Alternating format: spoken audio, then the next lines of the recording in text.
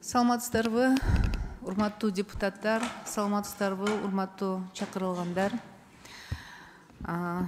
Бүгүн бизде бир нече өтө маанилүү маселелер бар.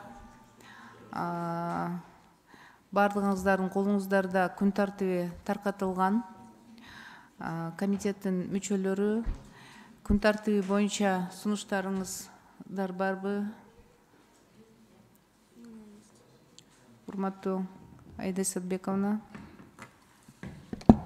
Саламатсыздарбы, урматтуу депутаттар, урматтуу бүгүнкү жыйындын катышуучулары. Динара Шимовна, я вот предлагаю сейчас у нас по повестке дня первый вопрос, третий вопрос. Это вот на тему образования. И насколько мы знаем сейчас, вот на той неделе у нас была очень актуальная тема, что вот люди не могут записаться, да, вот это сейчас очень актуально. И так как сегодня отсутствует сам министр образования, я предлагаю его перенести на следующее заседание с личным участием самого министра и министра цифровизации. Прошу поставить на голосование. Ставлю на голосование. Согласна, да? Вопрос первой и третьей повестки дня будет отложен на следующий комитет. Прошу обеспечить явку руководителей, пожалуйста. Вопрос очень серьезный. Мэр тоже лично пусть участвует, пусть курирующие замы участвуют, потому что это целые законопроекты. И поскольку нет Эдиль Жолдошбек, это Байсалова, тоже Жолдбаевича, давайте, во-первых, договоримся, что вот такое положение прямо перед комитетом вы не ставьте нас. Если у вас есть какие-то командировки у ваших руководителей и так далее, они должны об этом сообщить заблаговременно, чтобы мы сразу это все решали, потому что я прошу извинения перед вами, вы не виноваты, вы пришли, вам дали такую команду, но давайте придерживаться порядка. У всех, конечно, есть неотложные дела, но это Жогорку Кеңеш, это комитет. Поэтому здесь вопрос ваш, законопроекты ваши. Почему мы должны вот так относиться к этому всему? Да? Всей командой надо приходить и защищать свои проекты. Поэтому давайте жить дружно, дегендей. Я тогда по первому и третьему вопросу бара берсеңиздер болот, чакырылгандар, рахмат.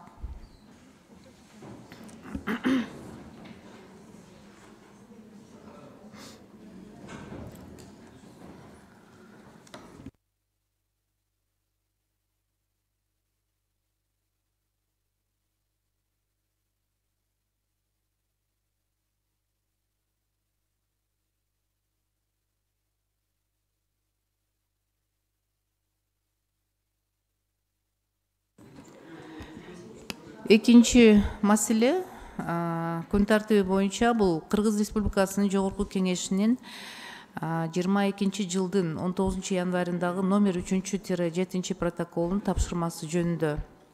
Демилгечи Кыргыз Республикасынын Жогорку Кеңешинин депутаты Урмонов Улукбек Зулпкарович, баяндамачы Кыргыз Республикасынын саламаттык сактоо министри Бишоналиев Алымкадыр Сабирдинович.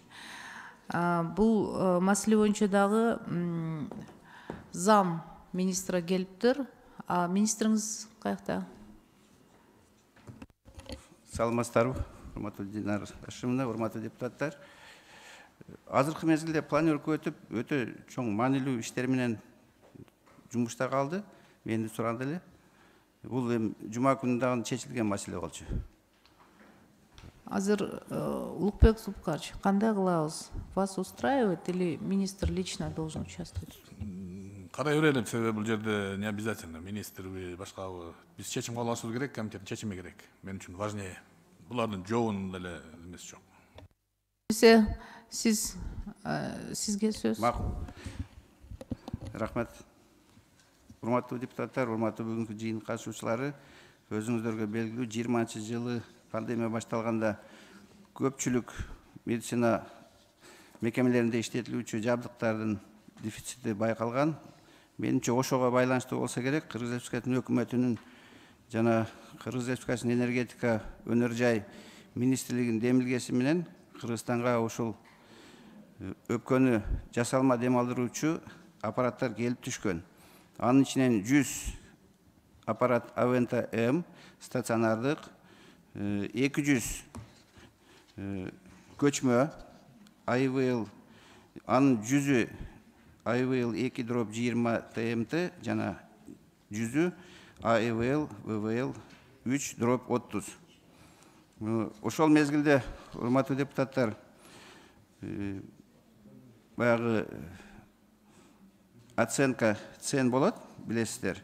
Бирок 20 жылда донор уюмдар аркылуу өткөрүлгөн тендерлердин жыйынтыгында көптөгөн IVL'дер сатылып алынган. Бир аз арзан баада. Ошол эле мезгилде ушул Дастан акционердик ачык коому дагы катышкан экен. Бирок баасы жогору болгондуктан комиссия тарабынан бул IVL'дер четтетилген тендерге катышуудан. Ошондуктан биз ошол мезгилде отчеттор боюнча 89 IVL сатылып алынган, мамлекеттик сатып алуулар жолу менен. Бул протоколдук тапшырма биз тараптан дагы толугу менен иликтенди. Ошол мезгилдеги Россиядан келип түшкөн каттардын негизинде кээ бир IVL'дердин ошол Россияда адамдын ден соолугуна бир аз терс таасир эткендиги тууралуу дагы маалыматтар болгон. Ошондуктан Саламат сактоо министрлиги бул аппараттардан ошол мезгилде баш тарткан. Бирок азыркы мезгилде 2-3 аппарат биздин стационарларда текшерилди, пайдаланып көрүлдү. Ага чейин деле башка стационарларда ушул эле Aventa M аппараттары башка тендерлик жолдор менен сатып алынган экен. Алар тууралуу маалымат алынганда бул аппараттарды пайдаланса болот деген тыянакка келгенбиз. Негизинен маалымат ушул. Эгер сурооңуздар болсо, урматтуу депутаттар, жооп берсек. Бүгүнкү күндө биздин департамент лекарственного обеспечения мындай ответ хранениеде турат. Сатып алган жокпуз. Бир аппаратты да. Рахмат.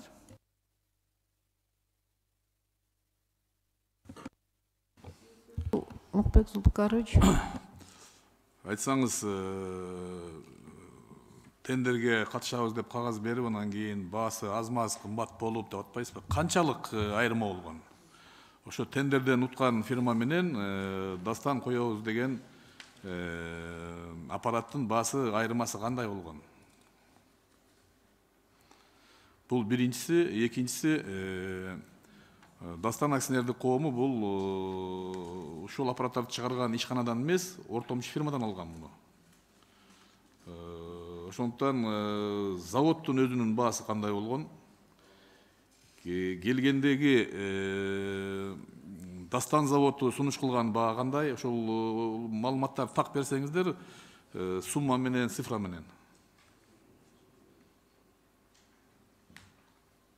Урматтуу Улубек Зулпукарович, бул боюнча бизде биринчи ошол Дастан акционердик ачык коомунун даныйлар боюнча жалпы суммасы 29 миллион 100 миң сомду түзгөн. Айтып атпаймынбы? Комиссиядан булардын баасы негизги Миндри жана башка фирмалардын IVL-дерине караганда жогору болгондуктан биздин комиссия тарабынан бул аппараттар четтетилген. Мисалы үчүн IVL көчмө IVL 2/20 TMT аппараты бир аппараттын баасы 93 миң БЗНДС болгон. Жалпы суммасы 100 аппараты 9 миллион 300 миң рубльды түзгөн. Дагы бир жолу айтып койсоңуз кандай? Канча? Баштапкы баасы IVL 2/20 TMT аппараты, бул көчмө аппарат, Так. переносной. Bir аппараттын баасы 93 000 рубль болгон. Жүздүкү 9 миллион 300 миңди түзгөн. Ошондой эле IVL 3/30 198 000 сом. 98 000 рубль болгон. 100 аппарат келген. Жалпы суммасы 19 миллион 800 000 рубль түзгөн. Так, ошондо 29 миллион 100 000 рубль бул переносной портативный IVL-дер. Ошондой эле 100 IVL стационардык Aventa M жалпы суммасы 2 миллион 400 000 рубльді түздү. 240 миллион. 2 миллион, да, 240 миллион жалпы сумма. Жок, мен суроомо так жооп берсеңиз, тендерден уткан поставканын бир аппараттын баасы канча болгон? Канчаны тендер менен сатып алдыңар? Тендер менен баасы кандай менен сатып алынды? Улубек Зулпукарович, бул боюнча менде маалымат жок, себеби тендерди ал мезгилде МЧС өткөргөн. Дина Ашимовна, мен бир канча жолу силердин кызматкерлер менен жолукканда суранган элем. Бааларды тактап, комитет чечимине жазылыш керек. Ошол маалдагы баа кандай болгон? Рыноктук бааны, тендердик бааны, айырмасы бир канча жогору болду деген сөз бул жалпысынан болуп атпайбы? Так цифра керек да. Мына булар 93 миңден бизге берди. Биз мисал үчүн 50 миңден сатып алдык. Кичинекей баа бар. Же канчадан сатып алышты? Тендерди ким утту? Кайсы сумма менен утту? Ушул важный да маселечи. Бул жерде себеби мына Ген прокуратурадагы, ГКБдагы баа төлөнбөгөндүктөн биз эч кандай немени билбейбиз дейт. Төлөнбөгөн баа менен булар акырын уже заводдун складынан мына департаменттин складына акырын өттү. Булар өткөрүп беришти, азыр уже 273 миллион рубльды төлөйбүз деп өкмөт шымаланып даяр турат. Жогорку кеңеште маселе көтөрүлгөндүктөн азыр төлөнбөй турат, төлөнбөй калды. Мен ошого бир канча жолу суранганмын, тезирээк чечим чыгарып биз буга тыюу салган чечимди өкмөттүн колуна беришибиз керек. Биз акционердик коомдун шалакылыгын жетекчилигинен ошол маалда ушундай элдер аябай өлүмгө дуушар болуп катуу ооруп аткан маалда ушунун эсебинен байуунун аракетин кылгандыгын белгилеп туруп, муну биз заводко кайтарып бериш керек. Завод билгенин кылсын аны. Кайтарып береби, өздөрүндө колдонобу, же башка өлкөлөргө сатабы, иштесин. Балким Африкага керектир бир жерде. Же дагы бир өлкөгө керектир. Дүйнө жүзү боюнча сатылсын, себеби булар аппаратты өзүнүкүндөй кылып туруп, Дастандын логотиби менен бааларды чыгарып сатыкка коюшкан. Заводдон ошондой маалыматтарды алыш керек болчу комитет. Мен айттым эле, могул жерде азыр комитеттин жанагы даярдаган кагаздарында Минздравдын жазган каты дагы жок да. Мына мен окуп берейин. Бул Минздравдын саламат сактоо министрлигинин катын окуп берейинчи мен.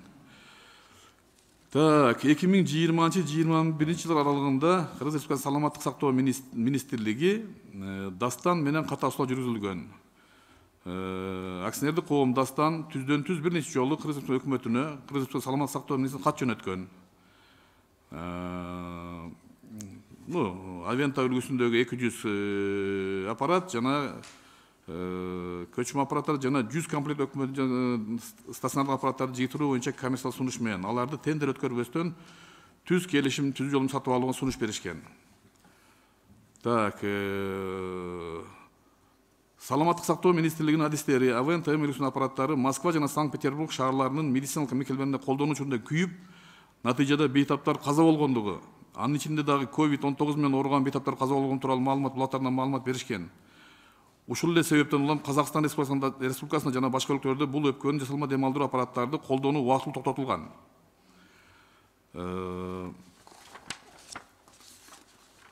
Так.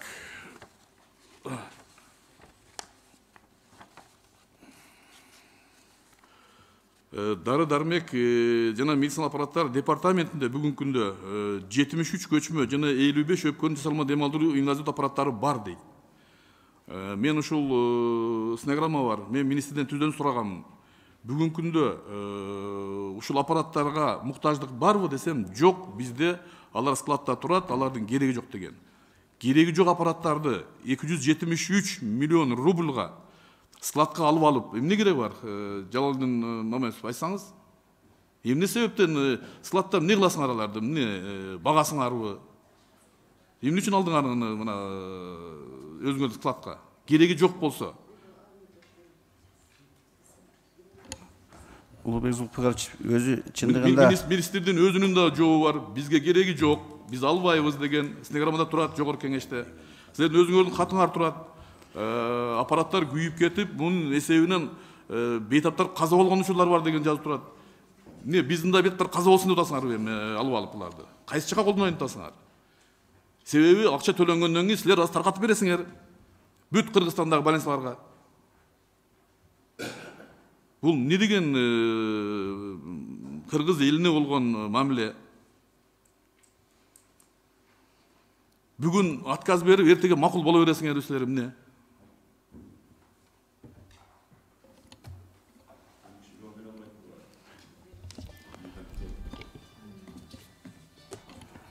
Улубек Зулпугарович, бизде убактылуу гана азыр сакталууда бул аппараттар. Пайдаланылган жок. Убактылуу сакталуу деген эмне деген геп? Бул силердин аны алган хакыңар жок өзүчө. Маселе чечилмейинче акчасы алган хакыңар жок болчу. Завод силерге тапшырганга сүйүнүп көтөрүп келип силерге коюп кетти да, себеби алдын складында эмес. Болду. Алар отурушат сүйүнүп азыр. Эмне болот экен эми? Себеби поставка кылган фирма, соода фирмасы заводду сотко берген уже. Эки келишим менен тең. Азыр Москванын арбитраж сотунда бул иштер каралып атат. Бул жерде ушул эле сумма эмес. 2 жылдан бери чогултулган, кошулган 5% үстөк менен кетет азыр бул.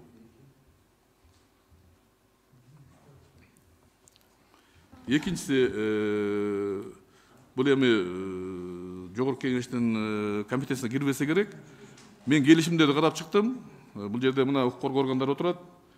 Келишимдер толук түрдө Кыргызстандын кызыкчылыгын ойлонбой туруп түзүлгөн.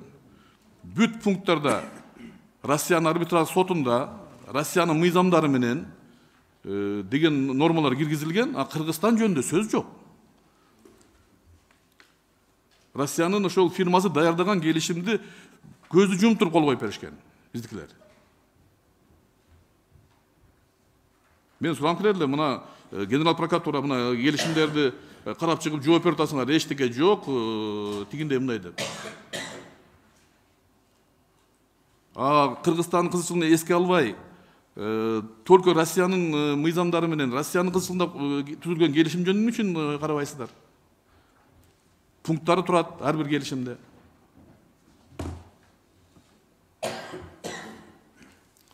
Ошондуктан мен бул жерде жооп бере турган эч ким жок болгондуктан комитеттин чечимине талап коюп эле кыргыз өкмөтүнө, булар жанагы вице-премьер айтпадыбы, биз эми эки өлкөнүн мамилеси, акционердик коомдордун келишимине эки өлкөнүн мамилесинин эч кандай тиешеси жок. Акционердик коом деген бул жеке менчик дегенди билдирет. Мамлекет акционер катары гана ал жерде отурат. Ошол акционердик коом жетекчилиги бул иштерге жооп бериш керек. Ошол 275-280 миллиондук чыгашага алар заводду келтирбеш үчүн эптеп ушул өкмөткө өткөрүүнүн аракетинде. Мен аларды түшүнөм, заводдун жетекчилерин. Эптеп ушунардан колдонуп туруп өткөрүп берип койсо, мына кереги жок болсо да кала бергилечи, болду деп. Болбосо 2 жылдан бери жатат складында. 2 жыл болду мына. И вдруг себеби сотко берип, буларды тыкылдата баштады. Арбитраж сот менен заводдун азыр эсептери камоого алынат.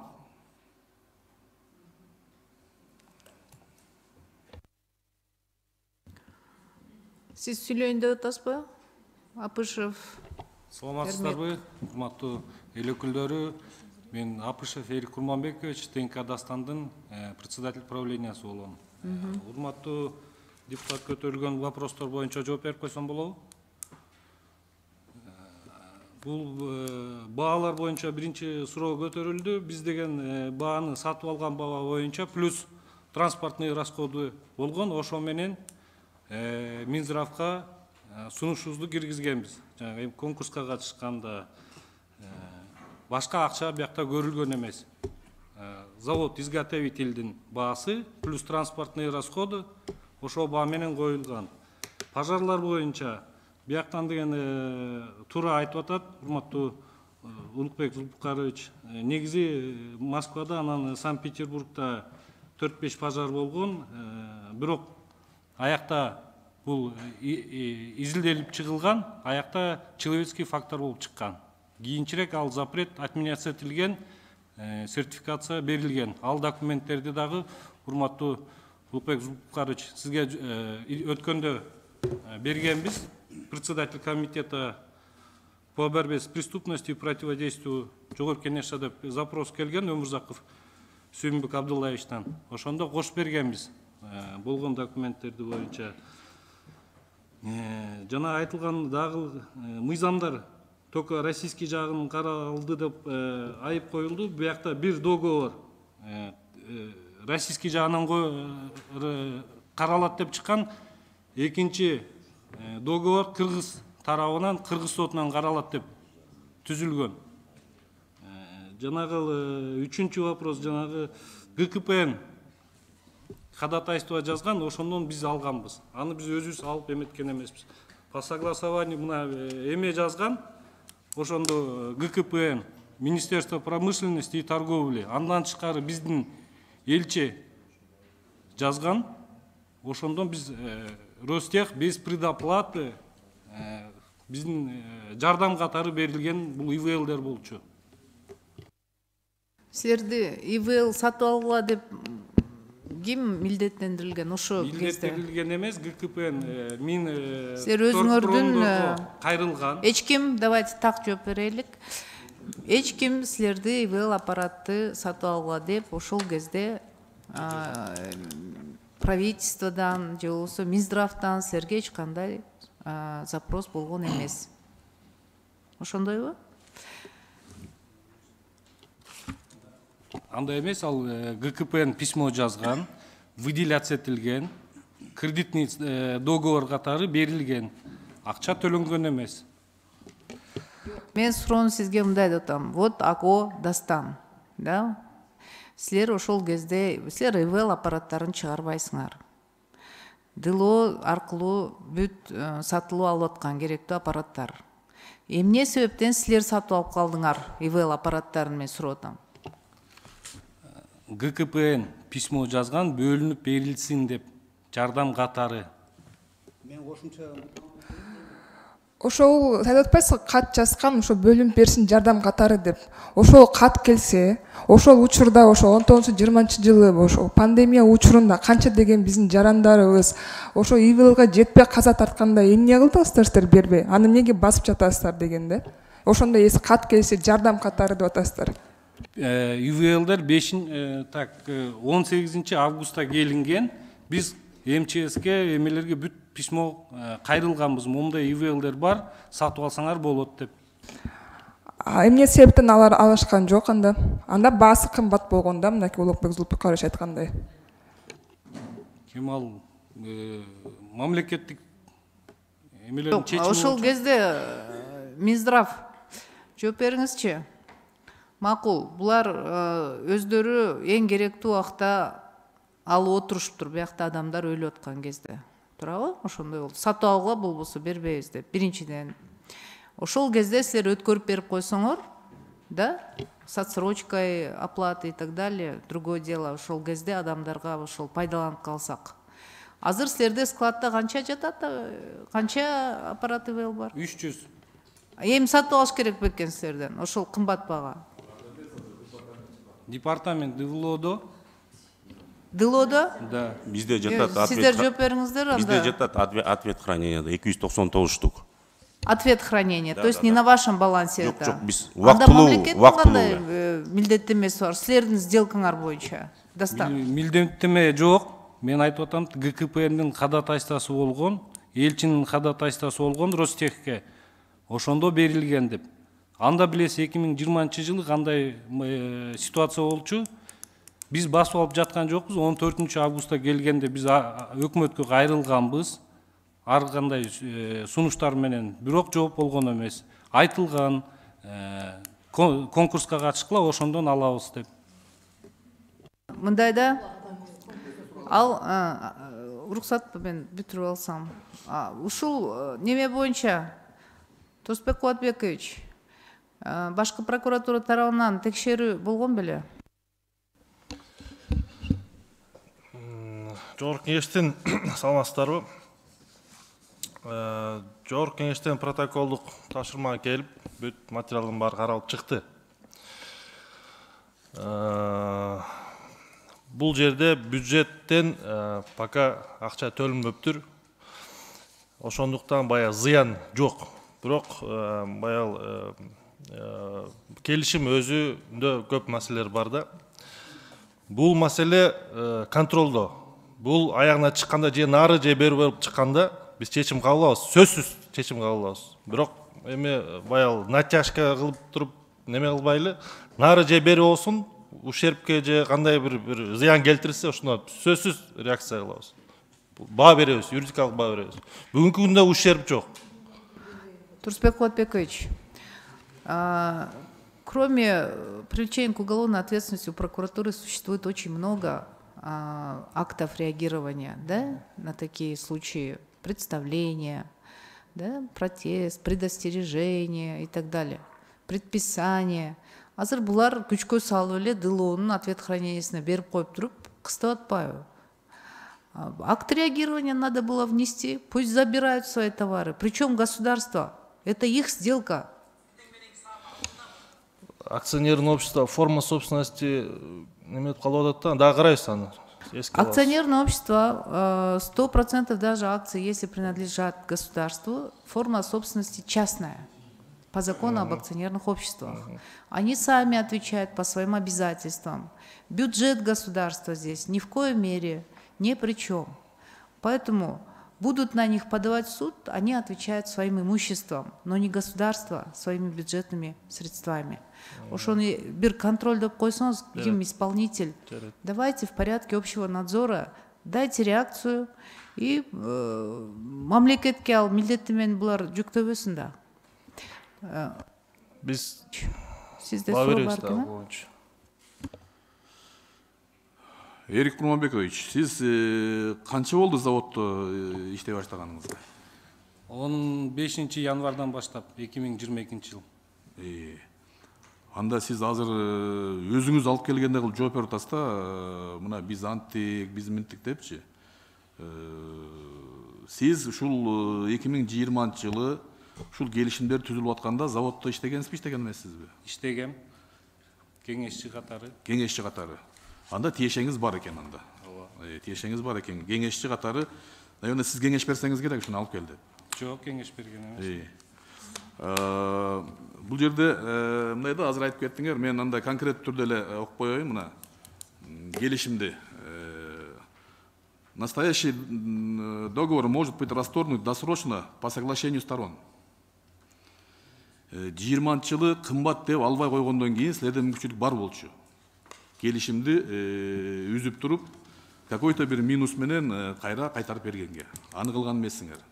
Себеби бул жерде жазылып турат. По соглашению сторон, а также в одностороннем порядке в случаях и на условиях, предусмотренных законодательством Российской Федерации. Силер кол коюп алып туруп, билбейсиңер алар эмне кандай учурда кайтарып берет дегенди.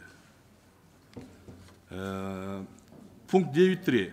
Односторонний отказ от исполнения обязательств по настоящему договору возможен только на основаниях, предусмотренных статьей 523 Гражданского кодекса Российской Федерации. Дастан заводу эмне Россиянын ишканасы болуп калганбы?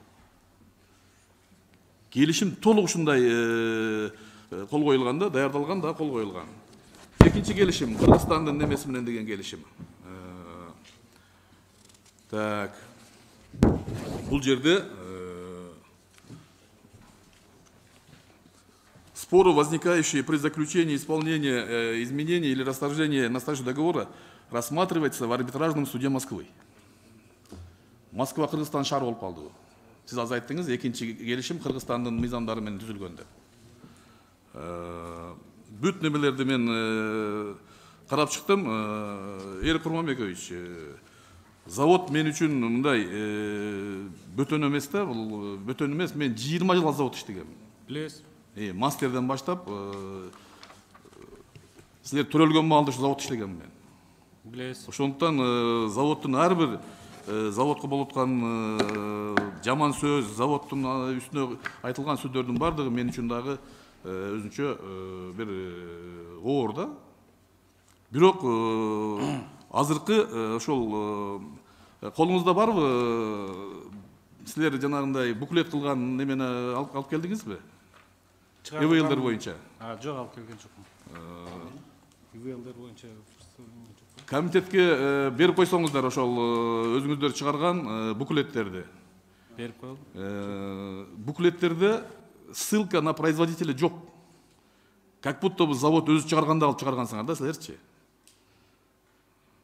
Завод өзү чыгарган аппараттай кылып туруп чыгарып койгонсуңар.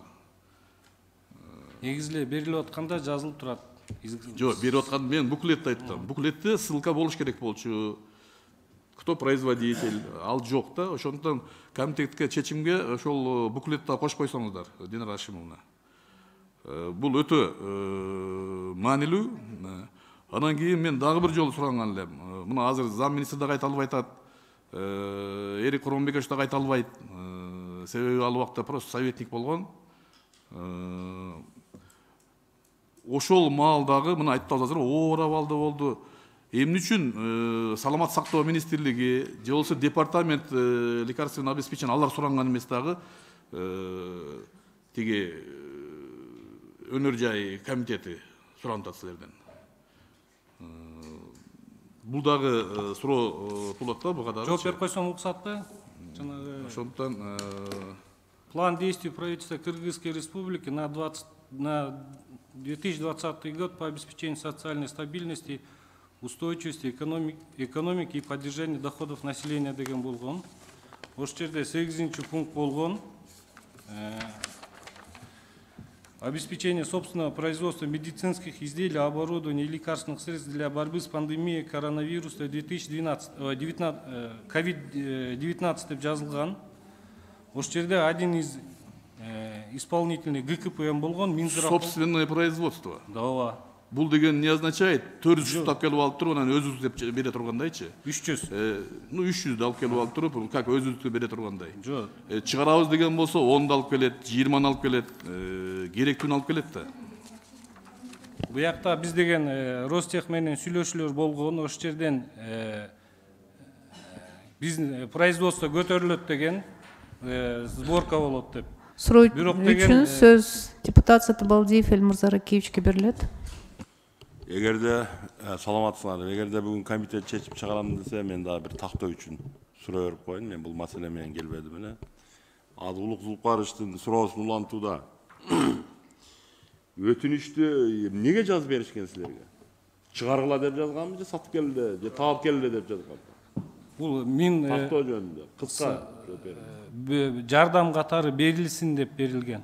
Өтүнүштү айтып атпайсызбы? Биз инициатива кылган эмеспиз. Бизге ГКПН менен посол дедиңиз, өтүнүч кылган. Алар Россияга өтүнүч кылып атышабы? Же сиздерге? Жок, Минпромторг Российской Федерацияга кайрылышкан. Силер причем анда? Силер анда причем, эгер Минпромторг Российской Федерацияга кайрылса, алар эмне келишимде айтты, биз Дастан аркылуу гана бере алабыз. Дастан аркылуу берилсин деп айтылган, ошон үчүн. Каерде айтылган? Суранышта. Откуда и закладываются все, булар сүйлөшүп алган да мында. Азыр мен барам. Андан кийин мен могул тиги медицинага да тиги убактылуу ответ хранение деп атасыңарбы тиги. Эмнеге аны алдыңар ответ хранение? Силер эмне складсыңарбы бош жаткан же андан айлык акы табасыңарбы же майына табасыңарбы? Өздөрүнүн сакталып турса болбойбу, булардын эмне склады жокпу? Алганыңарды себеби акчасын төлөйсүңөр да жакында. Ушулга кетип атат, туурабы? Же бош складыңар барбы силердин? Булардыкы жок. Жок. Эмненин негизинде алдыңар мейлі ответ храненияга? Ким жазды письмо силерге? Ким өтүнүш келтирди? ТНК Дастан акционерлик коомунун суранычы боюнча шарттары ушул ИВЛ аппараттары сактаганга шарты жоктугуна байланыштуу гана департамент лекарственного обеспечениянын ошондой деген каты барбы? Кат силерде да? Жок да андай кат, аз уят болуп каласыз азыр. Жок кат. Булар эч качан акционерлик обществодо жазбайт андай катты. Булар акчасын алам деп атып тургандан биз колубуздан келбейт, сактаганга шартыбыз жок, сактап турула деп бербейт да силерге.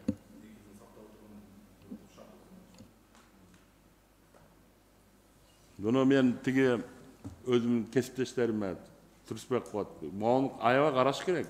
Бунун түбү аябай жаман нерсе жатат экен. Мен азыр түшүнүп атам да. Себеп дегенде айтып атпайсызбы, баягы боло элек, болгондон кийин чара көрөбүз. Балким турадыр, бирок болуу чакта чара көрүп койсо болот. Мына азыр мен сураганым 3 суроонун ортосунда азыр тиги Дастан заводдагы, тиги ГКПНдагы посол ким эле анда? Посол кат жазды. Аликбек Жексенкулович болуш керек эсилде. Ооба. Ушулардын чөйсүнүн ортосунда бир нерсе бар. Сөзсүз да. Рахмат чоң. Рахмат. Сөз көрүнбөй атат. Сиз кимсиз, эми представьтесь.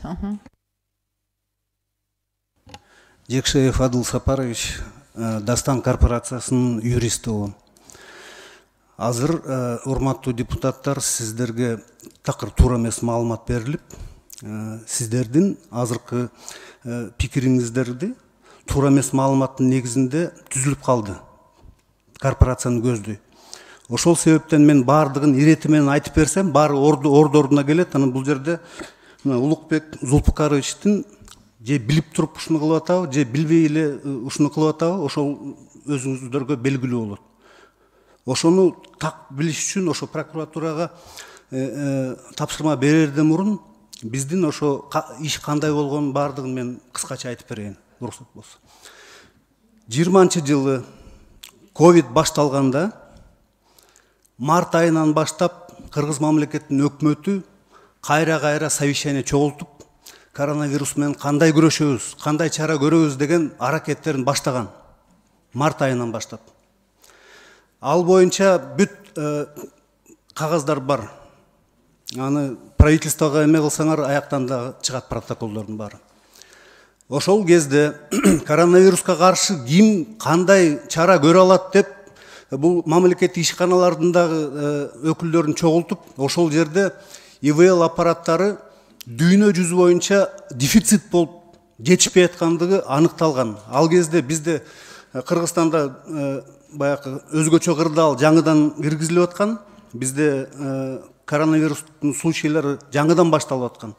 Ал эми башка дүйнөлөрдө уже ИВЛ аппараттары керек экендиги билинип, ошол страшный ажиотаж уже башталган болчу. Ошондо Дастан корпорациясы тараптан Дастандын базасында ИВЛ аппараттарды чыгаралык деген сунуш киргизилген.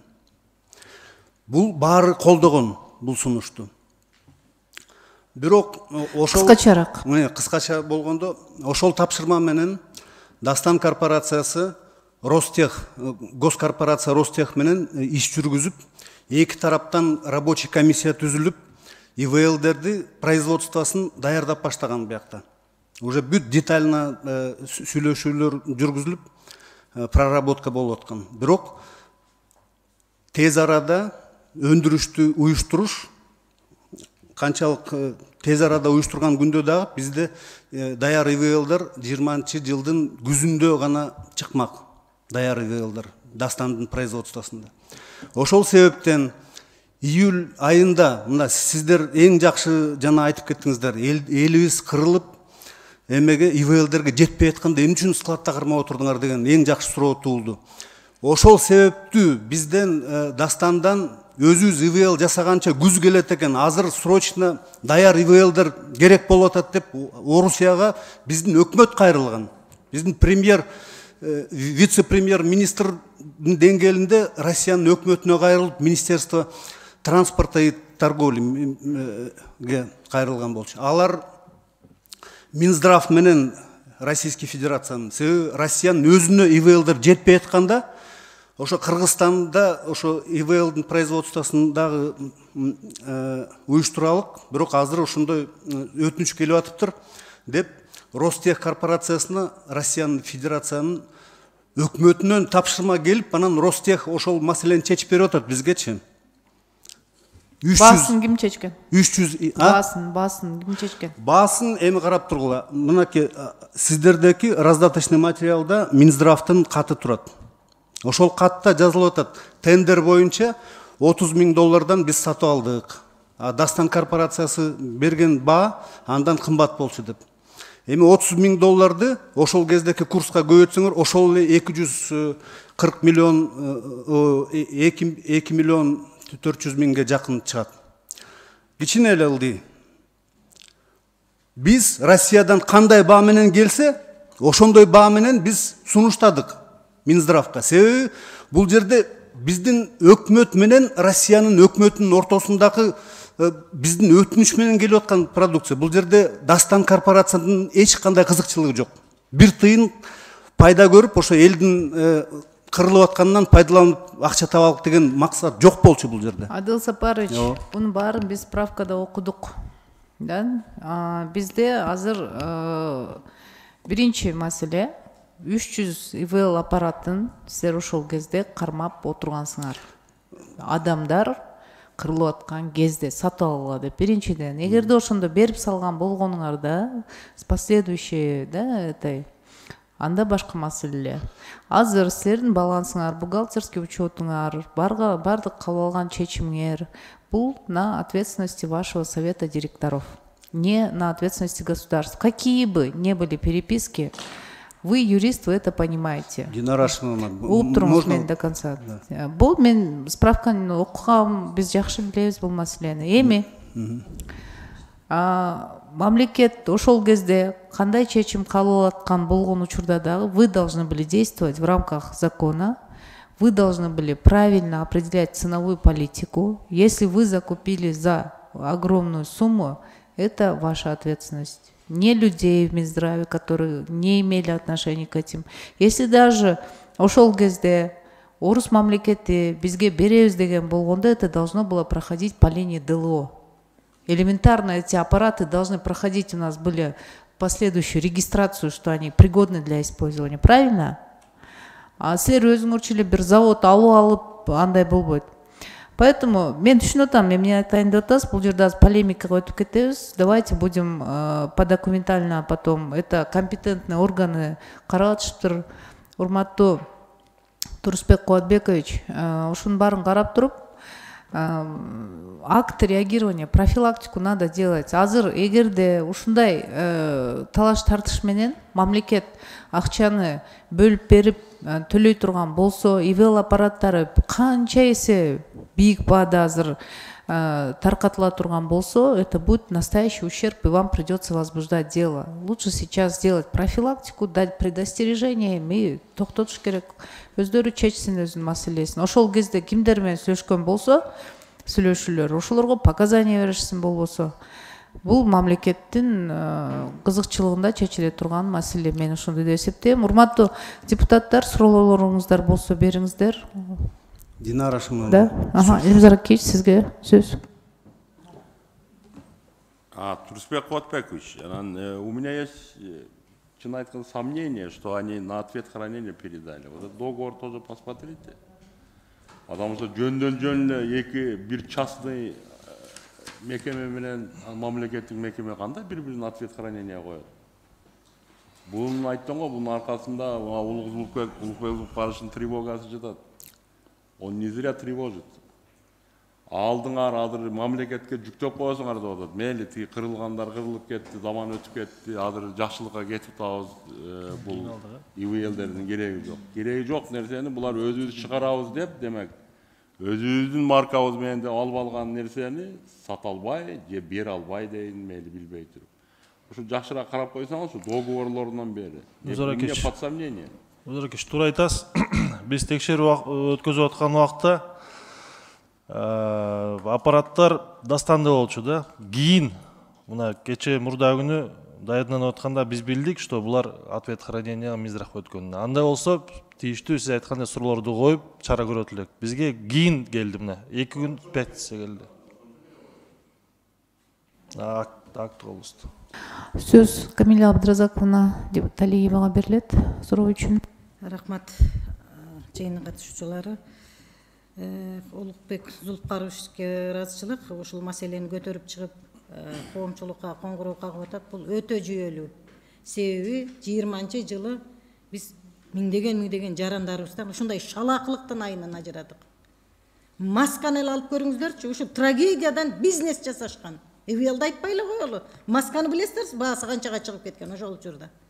Кадимкиде бизнес болгон. Мына бул жерде Элмирза Аракевич туура айтат. Жанагы ортодо бир кандайдыр бир маселелер бар дегени, бул мындай кагаз короп айтып атасыз да. Бул жерде түздөн түз бир кызыкчылыктар болгон да. Мына Турусбек Куатбекович, сиз айтсаңыз, бул жерде мына Дастандын юристи айтып атат. Ошол жерде премьер-министр март айында, вице-премьер-министр улам байма-бай жыйынтык мындай чогулуштарды өткөрүп, вице-премьер кайрылып деп атат да, бир канча кишинин аты аталып атат. Эмне үчүн ушундай шалаакылык маселелерге ошол 20-жыл окуяда бир да киши жоопко тартылган жок. Ошол учурдагы премьер-министр, ошол учурдагы вице-премьер-министр, ошол учурдагы министр жооптуу кишилер. Бизге эмне адамдын өмүрү иттин эмесинчелик жок, өмүрүнчөлүк. Миңдеген киши өлдү, бир киши жоопко тартылган жок. Жооп бериңизчи. Урматтуу Камила Абдразаковна, бул факт боюнча ушу мамлекеттик органдар пандемияга даярдоо көрбөгөндүгү үчүн 2020 жылдын жаз айынын жайкы болгон факттар боюнча баягы черный июль деп ошол боюнча козголгон кылмыш иш бар. Ал кылмыш иш ГКМБ тарабынан тергелип, бүт премьер, вице-премьерлердин үстүнөн, министрлердин үстүнөн, өзүңүз билесиз, министр здравоохранения камалган даже бул боюнча. Тийиштүү дагы маалымат чогултуп берели, бирок факт болгон, иш козголгон, тергөөнүн жыйынтыгын дагы кошумчасына берели. Мындайда бүт ситуация ал учурдагы баарын байкап көрүп турдук. Баягы бармак басты, көз кысты менен эле мындай бул келип туруп эле акырын ну камадыңар, кайра чыкты, эмне өзгөрүлдү? Эч ким жазага тартылган жок да. Боло берет экен деп шалаакылык, мына кечеге эле Минздравдагы шалаакылык 7 жаштагы бала обрезание качан болчу эле? Ошодон каза болуп калды. Мына шалаакылыктардын түбү кайерге келип атат? Саламаттык сактоо. Делого эмне үчүн сактайсыңар? Склад жокпу? Элмирза Аракевич туура айтып атат. Тиги Дастанда эмне? Склады ондогон складтар болуш керек. Эмне үчүн ошол жерде сактабайт? Бул жерде бир эмес көбөр бар. Бар, сөзсүз түрдө бар. Келгиле прокуратура изилдеп бергилечи ушундай маселеде. Шалаакылык болуп көрбөгөндөй болуп атат азыр. Сүннөткө отургузга аны улуттук госпиталга алып барган баланы колуна салып берди. Өлүм. Буга ким жооп берет? Кала берет бизде шалаакылык болуп, тааныш тамыр, акча, коррупция, изди жаап кое бересиңер. Кимдир бирөө жооп бере турган мезгил келиш керек. Токтоткулачы ушундай неме шалаакылыктарды. Рахмат. Урматтуу депутаттар, сурооңуздар болсо бериңиздер. Сөз Райымбай Чаева Венера Калбековнада суроо үчүн. Рахмат, Динара Ашимовна. Бул жерде Дастандын жетекчисине да этот вопрос. В условиях чрезвычайного положения, когда от нехватки АВЛ росло число летальных исходов среди инфицированных граждан Кыргызской Республики, Министерство здравоохранения Кыргызской Республики, зная об их наличии на складе, акционерное общество «Дастан» под разными предлогами отказалась от их оприходования и распределения среди лечебных профилактических учреждений. Хотя законом Кыргызской Республики о государственных закупках предусматривается возможность прямых закупок в условиях чрезвычайного положения. Ошол убакта 20 жылы действительно кырдал убакыт болгон. Бирок эмнеге дери Министерство здравоохранения отказалось. Эмне себептен? Билип туруп, что вот эти вот аппараты, они непригодные или они приводят к различным пожарам. Ошондуктан болду? Жок, рахмат суроо үчүн. Биз деген келгенде эле ДЛОдон экспертиза өткөзгөнбүз. ДЛО сертификат берген, жарайт Кыргыз Республикасында. Андан тышкары врачтарга бергенбиз. Врачтар карап иштетип көргөн, заключениясын берген, иштейт деген. Ошондон кийин анан только комиссияга эмеге заключение ДЛОдон алганбыз. Мыйзам боюнча алганга мүмкүнчүлүгү бар болчу, бирок алынган эмес. Эме катары конкурс аркылуу алынат деп. Өзү заключение экспертной группы болду, барбы? Что эти аппараты хорошие деген. Бар. Өзү негизи бул аппараттар абдан действительно кымбат эле келген. Кымбат ошол убакта экспертный группалар иштеп жүргөн биздин врачтарыбызчы. Бирок ошол эле аппараттарды арзан баага алсак болот эле да. Силер эмнеге ушундай баа менен алып келген? Жок, макулмун, бирок ошол убакта ошондой баа болчу. Жана айтылгандай, маскалы билесиз да, ошончо 2020 жыл кандай баада эле аппараттар ошондо дефицит болуп аткан мал болчу. Рахмат, сөз суроо үчүн Мамасадыков Замирбек Түйшөлевичке берилет.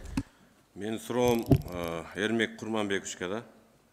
Кыргыз мамлекетинде өкмөттө кайра жыйын болуп, неге силерге милдеттендирди дейм да, бул жерде Минфин бар, МЧС бар, Саламаттык сактоо министрлиги бар, жоопкерчиликтүү. Губернаторлар бар, акимдер бар, айыл өкмөттөр бар. Силер неге ушундай жан күйдүрдүңөр дейм да, ушугачы. Жок, аякта жалгыз биз эле эмес, аякта Минздравдагы бүт тиешелүү министерство, ведомстволор бар. Жалгыз эле Дастанга эметилген эмес. Биякта ГКП дагы бар болчу, Минздравдагы бар болчу, ФУГИ дагы бар болчу, соисполнитель катары. Жалгыз эле бизге берилген эмес, урматтуу Замирбек Түйшөлевич. Эми мынау 100 дана 93 000 рубль деп, ушул 300 дана ивел бул бекеринен калып кеткен эмес да. Биз ошол малдары өтө кыйынчылык болгон. Турциядан біз 20 дана ивел заказ кылганбыз. Элден акча чогултуп, Турциядагы ишкерлер 45 000 сомдон бизге 20 дана ивел жөнөткөн. Бул жерде элдер каза болуп атып, кыйналып атканда силер элдерди ойлогон эмессиңер. Силер ошол 93 000 рубльдан пайда табабыз деп, ошону ошол баады өткөрөбүз деп, өткөрө албастан ушул ивелдер калып кеткен. Урматтуу Динара Ашимовна, бул жерде чоң коррупциялык схема бар. Мен толук айта алам. Биз бул күндөрдү баштан өткөргөнбүз да. Ошон үчүн мен органдарга да кайрыламын, буну жакшылап иликтеш керек. Рахмат. Рахмат. Сөз депутат Улукбек Зулпукарович Ормоновго берилет. Рахмат, Динара Ашимовна. Турусбек Кубатбекович, мына силердин жоогуңарда муну окуп чыктым. Азыркы мына талаштарга точка коюш үчүн жанагы юрист, урматтуу юрист айтып атпайбы, билип туруп бирдеме айткандай дегендей кылып менден бирдемени күмө салып да. Жанагы Кыргызда жакшы макал бар, айтпай албайын аны мен суранам. 2020 жылкы ошол маалдагы рыноктогу бааны мына 2 400 000 булар сунуш кылып атпайбы? Москвадагы рыночный бааны так билсеңер болот. Так билип туруп, мына эмгек комитетке, жанагы коррупцияга каршы комитет карайт да, ошого даярдап келсеңер. Бул биринчиси. Анан кийин мен министрге суроо берген немен дагы. Тендер менен булар канча баадан алышкан? Канчалык айырма болгон? Чын эле кичине айырма болгонбу же чоң айырма болгонбу? Буну дагы тактап берсеңер. бири-бирибизди голословно неме кылбайлы да мындай деп. Эгерде чын эле Минздрав тендер менен ошондой эле баадан алып туруп булардын албай койгон болсо, анда баленин бардыгын Минздравдан издеш керек. Атайын алып келген нерсени албагандыктан. Жок, өтө кымбат сунуш кылынган деген болсо, анда мына заводдун келишим түзгөндөр жооп бериш керек. Конкреттүү түрдө. Ошого мен суранып кетем. Сравнительно 20-жылдын ошол июль айындагы же болбосо мына келишим түзүлгөн убактагы бааны, анан кийин экинчиси, мына азыр урматтуу Адыл Сапарович айтып кетпедиби, биз сентябрь айында ЭВЛ чыгарганга даяр болчубуз деп. Ишканадан ошол өндүрүшкө даярдык боюнча дагы бир маалыматты алып койсоңуздар. Эгер даяр болсо, 20-жылдан бери эмне үчүн бир дагы ЭВЛ чыкпады? Мына 3-4 айда даяр болгон болсо, чыгыш керек болчу. Экинчиси, дагы бир мен өтүнүчүм, ошол июль-август айында ЭВЛ аппараттары менен канчалык камсыз болгон болчубуз биз. Канчалык камсыз болгонбуз и ушунчалык чоң количествонун алып келүүнүн зарылчылыгы бар беле. Может быть 50 штук керек болгондор аябай. Может быть 20 штук керек болгондор. Жок, 100 штук керек деген болсо, бул дагы суроого жооп болот да. Ушунда тактап койсоңуздар, через саламат сактоо министрлиги аркылуу тактап койсо болот муну оңой эле. Ушул 3-4 суроого дагы так жооп даярдап берсеңиздер, бул эртеге биз сүйлөшкөндө ушуга бул талаш олтурбай так жооп болот. Динара Ашимовна комитеттин чечимине мына силер мен көрдүм долбоорду. Жанагы неме өткөрүп берүү боюнча башка комитет карасын деп атпайсыңарбы? Тиги Өмүрзаковдун комитетине деп. Ошол жерге чечимге жазып эле койсок, министрлер кабинетине ушул бүгүнкү күндөгү кереги жок аппараттарды төлөөгө тыюу салынсын деп эле. Болду. Мына кылмыш жок экен, акча төлөнбөптүр, эчтеке болбоптур. Жакшы анда. Просто өкмөттүн төлөшүнө тыюу салыш керек муну. Ошол эле маселе. Рахмат. Рахмат. Улукбек Зулпукарович, мен анда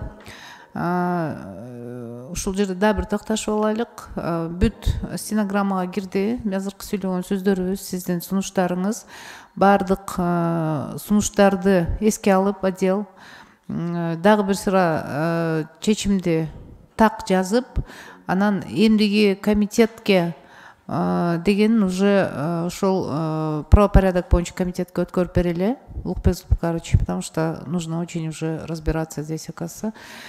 Ошондой мааниде чечим кабыл алабыз, себеби мен эми азыр окуп эле коеюн, астыңыздарда турат, урматтуу комитеттин мүчөлөрү.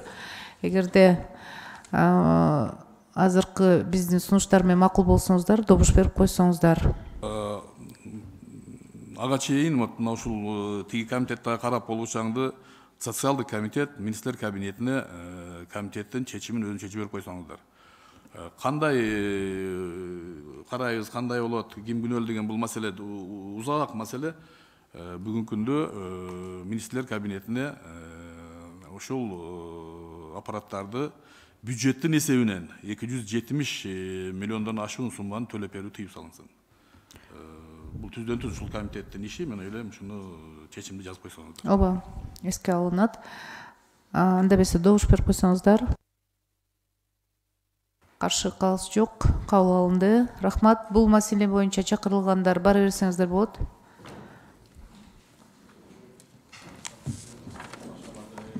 Да, уже свои такие мелкие. Рахмат чоң.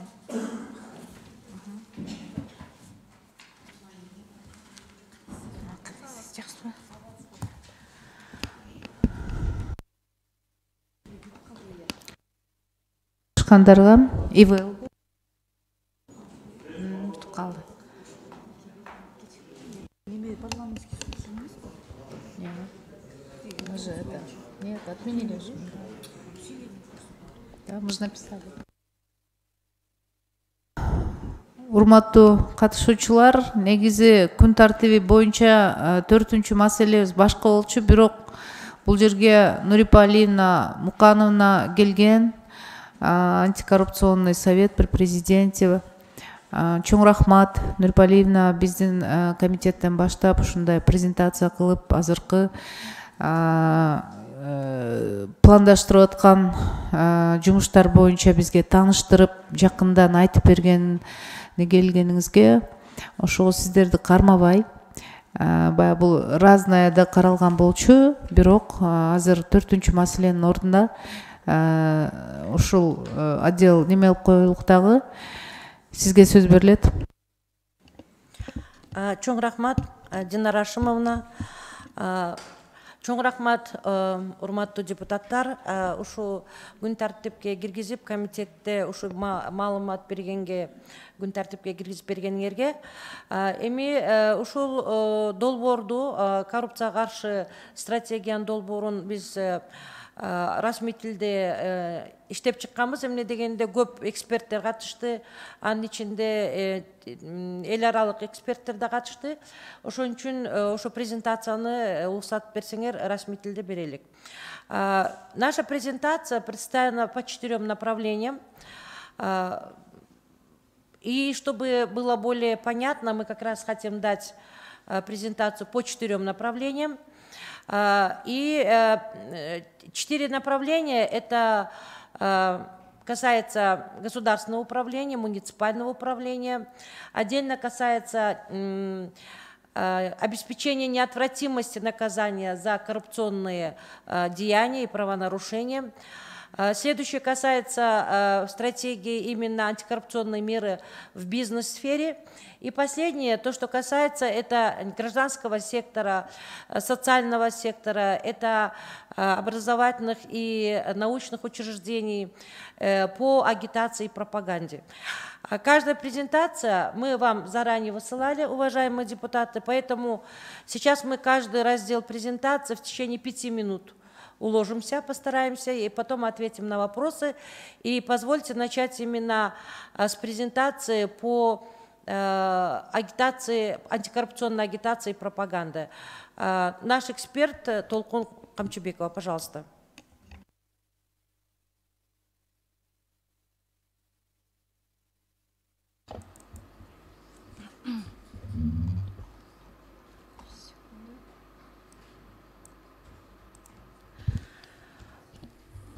Добрый день, уважаемые депутаты.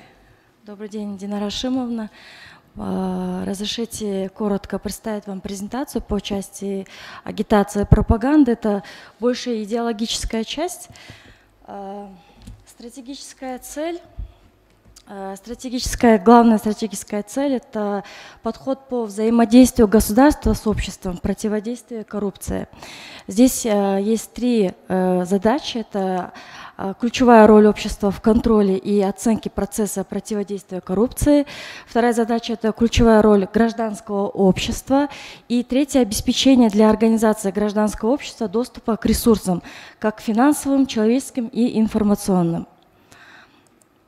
Антикоррупционные меры — это исследование, анализ и оценка, подготовка альтернативных отчетов и обзоров, участие в разработке политики, закона, программ, планов и идеологии, а также участие в самой реализации политики.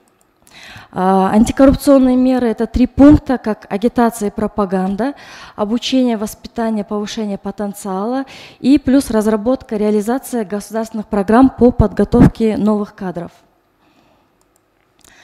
Государственное общественное партнерство по противодействию коррупции — это эффективность деятельности гражданского сектора по противодействию коррупции, зависит не только от активности самого гражданского сектора, а также от поддержки государства в обеспечении достаточно технического и экспертного потенциала, то есть в целом доступа к финансовым ресурсам и доступа к информации.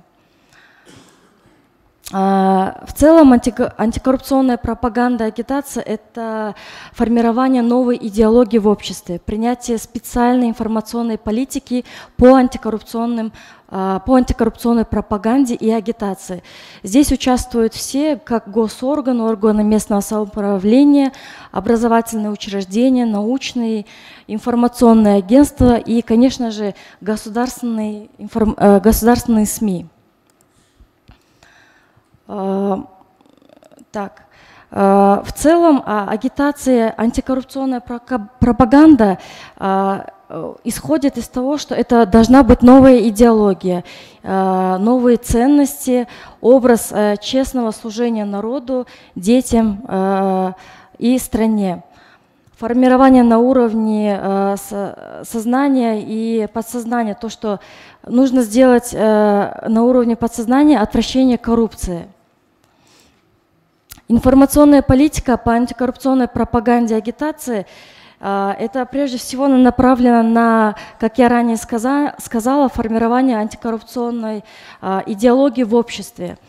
В соответствии с данной стратегией запрещается использовать, это самый важный пункт, использовать государственные инструменты в средствах массовой